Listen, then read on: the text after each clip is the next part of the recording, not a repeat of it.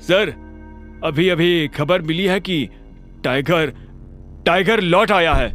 यह सुनते उस आदमी का हाथ रुक गया। उसने लड़की के गाल पर से हाथ हटाया और हाँ में सिर हिलाते हुए सिगार पीने लगा। आप कहते हैं तो? सेक्रेटरी आगे कुछ कहता, उससे पहले उस आदमी ने कहा, अभी नहीं, अभी अभी तो आया है, थोड़ा उछल कूद करने दो, पर हाँ, इस बार उसे पिंजरे में डालने की गलती नहीं करनी है। सेक्रेटरी ने हाँ में सिर हिलाया और वहां से निकल गया। Who is tiger? बगल में खड़ी उस लड़की ने पूछा। तुमने इन साहब का चेक किससे पूछकर फाड़ा? अभिनव के लिए साहब शब्द प्रणव से सुना नहीं गया। उसने कहा, सर, ये डिलीवरी वाला है, फर्जी चेक लेकर बैंक में आया था। इसे क्या लगा यहाँ हम लॉटरी खोलने बैठे हैं? मैंने इसके चेक की इंफॉर्मेशन कंप्यूटर में चेक की थी, कोई रिलेवेंट डाटा था ही नहीं। सच बोल रहा है? मैनेजर ने पूछा। यह सुन प्रणव को धक्का लगा। अभिनव मन ही मन मुस्कुरा रहा था। प्रणव ने हिचकिचाते हुए कहा, आपसे झूठ क्यों कहने लगा? तुझे पता है ये डिलीवरी बॉय किसका चेक लेकर आया है?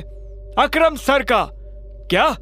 हाँ, तूने इसके साथ जो किया वो ठीक है, लेकिन अकरम सर को अगर पता चला कि तूने उनके चेक का ये हाल किया है तो वो तेरे साथ क्या करेंगे जानता है ना?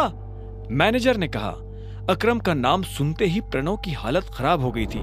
इतने में मैनेजर ने कहा, एक काम कर, वो रही टेप और ये रहा चेक, इसका एक एक टुकड़ा जोड़। क्या सर, तुझे नौकरी से निकाल रहा हूं? नहीं सर, मैंने क्या किया? शाबाश, ये तुझे सुनाई दे गया, और इससे पहले जो कहा वो है? आखिरकार प्रणव ने चेक को बड़ी मेहनत से जोड़ा और मैनेजर को दे दिया। मैनेजर ने उसे देखा और प्रणव को बाहर जाने का इशारा कर दिया। जैसे ही प्रणव बाहर गया तो मैनेजर ने अंदर से कमरे का दरवाजा लॉक किया और अभिनव के पास आते हुए बोला, टाइगर, तुम इतने सालों से कहाँ थे? पहले ये बताओ कि तुम मेरे पापा से कैसे जुड़े हुए हो? मैं उनकी टीम का हिस्सा हूं, मैनेजर ने जवाब दिया। इतने में बलराज ने कहा, टाइगर वापस तो आ गया है, लेकिन मोंटी के वापस आने तक किसी को भनक भी नहीं लगनी चाहिए, वरना गेम हो जाएगा। हाँ, बलराज सही कह रहा है टाइगर, हम शेरों के बीच एक भेड़िया घुस आया है। वो तुम्हारी और हमारी सारी खबर हमारे दुश्मनों को देने वाला है, इसलिए संभल कर रहना पड़ेगा टाइगर। भेड़िया? तुम्हारा मतलब जासूस? अभिनव ने पूछा। बलराज ने कहा, हाँ, इसके बारे में मोंटी तुम्हें डिटेल में बताएगा, और तब तक गुफा से बाहर आना नहीं, और आओ तो अंधेरे में। इस बीच हमें तुम्हारे पापा यानी हमारे संजय के कातिल का भी पता लगाना है, और साथ ही ये भेड़िया। इस ग्रुप में और कौन कौन है जिससे अभी मिलना बाकी है? मैनेजर ने कहा, इस ग्रुप में है मोंटी, अकरम, बलराज, मैं यानी डीके, इक्का, पार्कर और अलायना। क्या? अलायना? यानी हमारे ग्रुप में एक लड़की भी है? हाँ, इससे पहले उसकी माँ इस पोजीशन पर थी। 1 साल पहले उसकी डेथ हुई तो अलायना उसकी जगह पर आई है। टाइगर, वो लड़की नहीं, आग है, आंधी है, चलता फिरता अंगारा है। मैं अपनी जिंदगी में अलायना जैसी किसी से नहीं मिला। शक्ल, अक्ल और तेवर उसके पास तीनों है। मैं समझा नहीं, अभिनव ने कहा। बलराज उसके पास आया और बोला, जिद्दी, उसके आगे मुझे अपनी जिद कुछ नहीं लगती।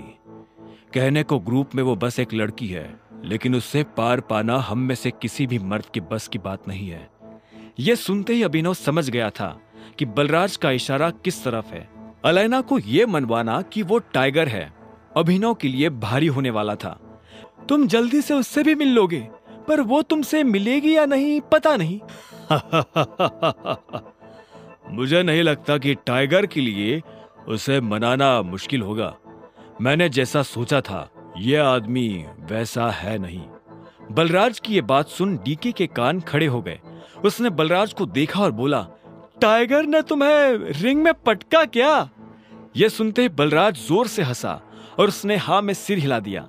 उसे देख डीके भी जोर जोर से हंसने लगा। आखिर में डीके ने कहा, तुम्हें कितने पैसों की जरूरत है? मैं दे देता हूं। चेक मैं अकरम के ऑफिस से री इशू करवा लूंगा। मुझे अभी 1 करोड़ रुपए चाहिए, बचे 49 करोड़ मेरे नए अकाउंट में डलवा देना। अभिनव ने कहा और ये सुन डीके उसके लिए पैसे लेने चला गया। उसके जाते ही अभिनव बलराज के पास आया और बोला, एक बात बताओ, ये अलायना के बारे में तुम कुछ जानते हो क्या?